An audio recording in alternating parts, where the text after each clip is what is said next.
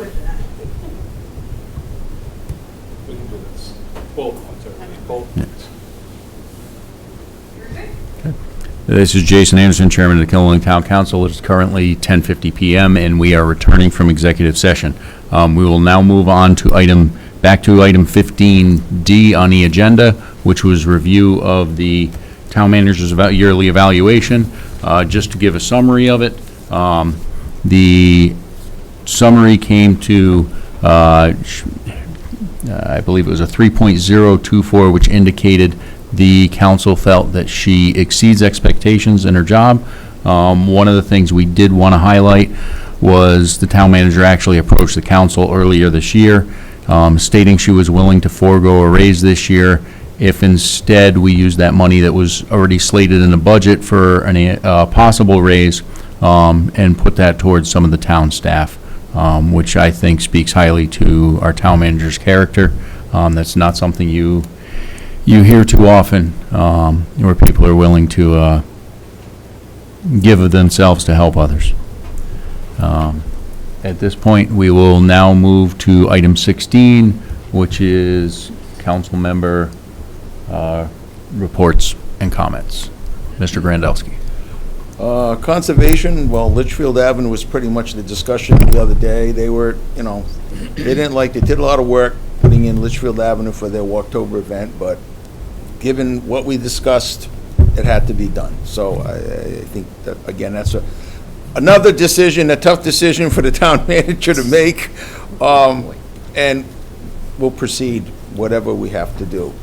Housing Authority, they had a special meeting the other day to give Connecticut Water an easement to put a new line in and to maintain a fire hydrant.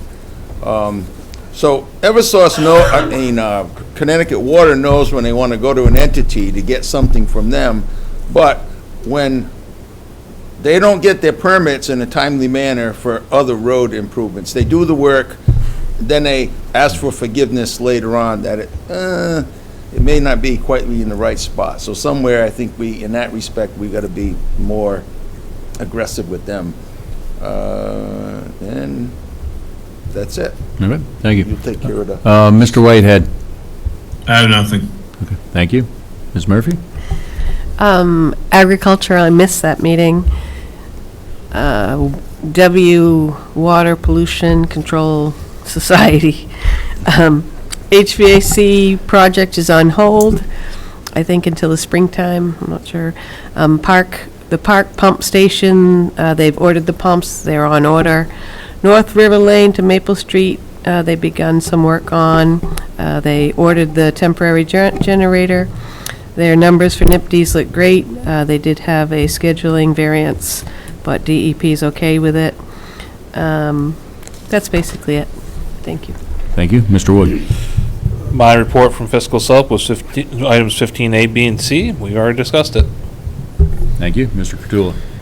I attended the permanent building committee with Ms. Calorio, the town manager, and she's really covered all that within her town manager's report with the KMS project.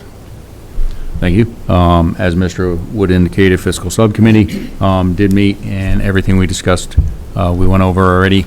And the Inland Wetlands Watercourse Commission did not meet because they still do not have enough people to meet a quorum. Ms. George?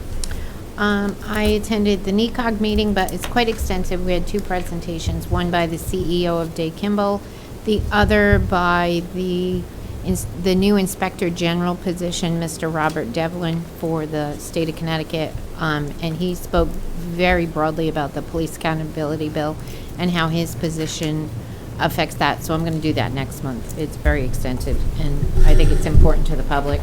Board of Ed meets tomorrow night, and we finished teacher negotiations, union contract negotiations for teachers.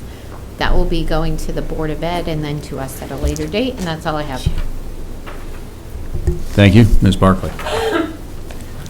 There was no housing authority meeting in September. Ed reported on the meeting that I couldn't go to because I was at work. The planning and zoning meeting, there was a public hearing for a zone text permit use and requirement for Business Park District regulations, which was continuation from July 18th. The area is on Westcott Road. So there's 300 acres on Westcott Road. There's been no activity for sale for 20 years. This is the property where Walmart wanted to build the distribution center.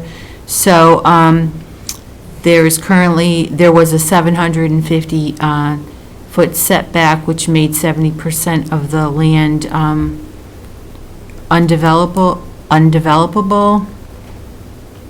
So the public hearing was closed. Matt Wendorf wasn't present, and Brian Card brought up the point that the advertisement for the zone text change was to be 150-foot easement, and Anne Marie consulted with the attorney, and he said that they could make any changes that they wanted, even though it was advertised at 150 feet setback. So they did change it to 50, and it was approved, but Brian Card said he didn't agree with that decision. They also changed the maximum height from any building from 60 to 50 feet, or 4 stories, or whatever is less, to be consistent with warehouses. So that was that. There was also a public hearing on the Nutmeg Killingly JV LLC retail for cannabis, which is 1076 North Main Street in the old Key Bank building. So that public hearing was continued for October 17th because they needed to just report off on more on the hours of operation, the number of employees, and security guards. So there's just a little bit more that they had to clarify.